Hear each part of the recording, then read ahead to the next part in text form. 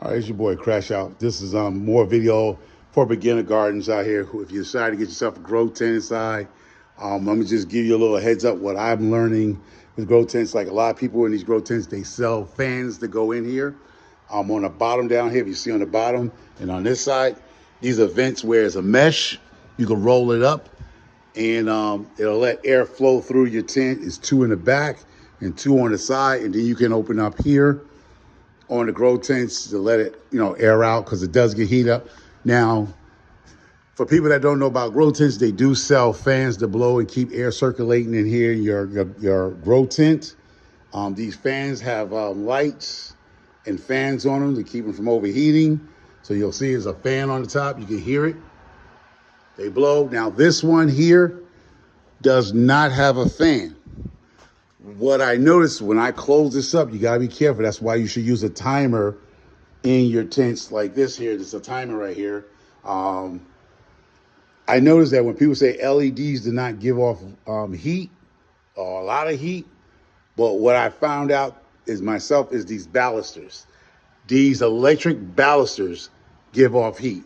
The balusters in these LED fan lights, we call the balusters, which the electricity comes through and flow through to give the electricity to the light, they throw off heat. So when I close this up and seal it up, if there's no fan in here, it feels like probably like 90 degrees or more in here when you don't have the vents open for air circulation. So be careful when you're a new grow tent personnel.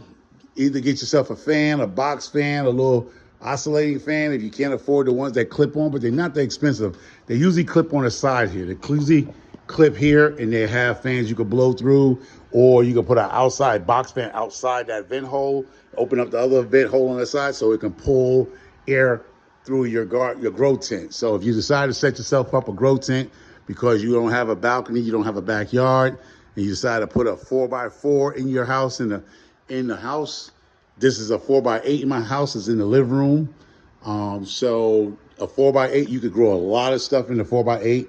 So you don't have to worry about pests and stuff like that outside if you don't have the means. You can still grow in a grow tent indoors. It has a reflected as silver, reflects the light, if you can see over here.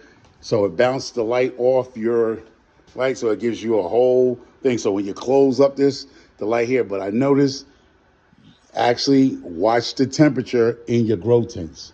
I know when I close this up, it's within about 2 hours, it is steaming hot in here. It's not, so I leave water in here. So a lot of people will put a humidifier.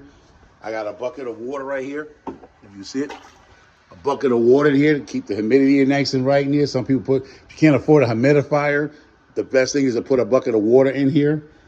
You see my tropical plants are doing very well. They are growing. And these fans, trust me, I know people are gonna tell you LEDs don't give off heat. Yes, they do. It's the balusters that's in here where this electric wire runs into. They throw off heat. There's no heater in here.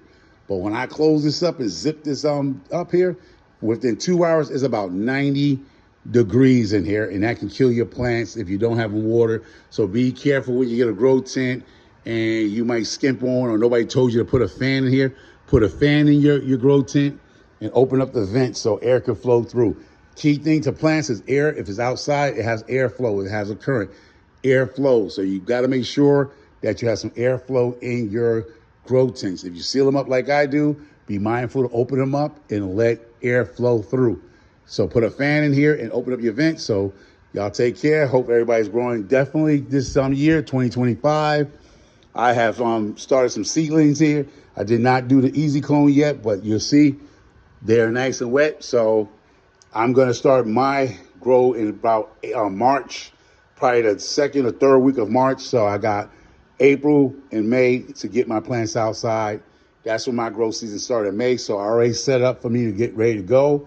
Like they said, stay ready so you don't have to get ready. So I'm staying ready. All I got to do is put my seeds in those little holes there, you see, and start this baby up. Started in probably early March, so I do March, April, but the end of May is my growth season. So I can do April, so give my plants 60 days, and then they can go outside. Temperature should be at least about 60 degrees. The low should be about 50 at nighttime. if things work right. But everything else, I got some other plants in here. If you see here, I got some autoflowers going, and I have collard greens, kale. I have some bush beans. I got tomatoes. I have broccoli. I have lettuce in here. So let's see what happens in the next couple of weeks. Hope they sprout so I can show you some stuff. Until my growth season starts, there's your boy Crash Out. Let's grow. Let's grow. Take care. 2025 is your year to start something. Take care.